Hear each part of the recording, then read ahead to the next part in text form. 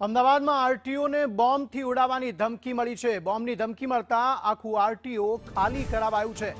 મેલ મારફતે આ બોમ્બની ધમકી મળી છે। ધમકી મળતા ટ્રેક ટેસ્ટ જે છે તે પણ બંધ કરાયા છે અને તેની સામે બોમ્બ સ્ક્વોડ, ડોગ સ્ક્વોડ દ્વારા અહીં તપાસ કરવામાં આવી રહી છે। પોલીસ દ્વારા આરટીઓમાં તપાસ કરવામાં આવી રહી છે। બિલકુલ, હવે આરટીઓ જે છે તે આ પ્રકારે નિશાને લેવામાં આવ્યું છે કે જ્યાં મેલ મારફતે બોમ્બની ધમકી, બોમ્બથી ઉડાવી દેવાની ધમકી આપવામાં આવી છે।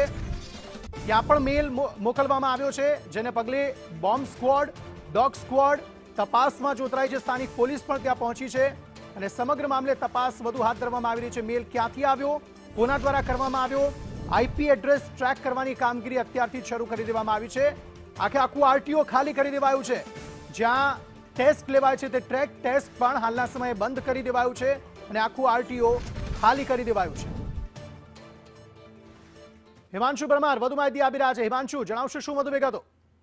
અંગત જે પ્રમાણે માહિતી મળી રહી છે તે પ્રમાણે જે છે આરટીઓ જે છે અમદાવાદનું, ત્યાં જે મેલ દ્વારા જે બોમ્બની ધમકી મળી છે, બોમ્બની ધમકીના કારણે જે આરટીઓમાં પરીક્ષા આપવા માટે આવેલા જે હતા તેમને અને તમામ જે આરટીઓ પરિસર છે તે ખાલી કરી દેવામાં આવી છે।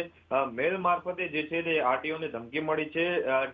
ટ્રેક ટેસ્ટ સહિત જે ઓનલાઈન જે પ્રક્રિયા જે છે તે અત્યારે હાલમાં સ્થગિત કરી દેવામાં આવી છે અને આરટીઓના સત્તાધીશ અધિકારી દ્વારા જણાવવામાં આવ્યું છે કે હાલમાં પોલીસ અને બોમ્બ સ્ક્વોડ, ડોગ સ્ક્વોડની ટીમો જે છે તે આરટીઓ ખાતે હાજર છે અને તમામ જે પરિસરની અંદર જે કોઈ સંદિગ્ધ વસ્તુ કે કંઈ પણ મળે તો તેને લઈને જે છે તે જાણ કરવામાં આવશે અને સમગ્ર જે આરટીઓ પરિસર છે તે પોલીસ છાવણીમાં ફેલાઈ ગયો છે। અંગે આભાર સમગ્ર માહિતી આપવા માટે।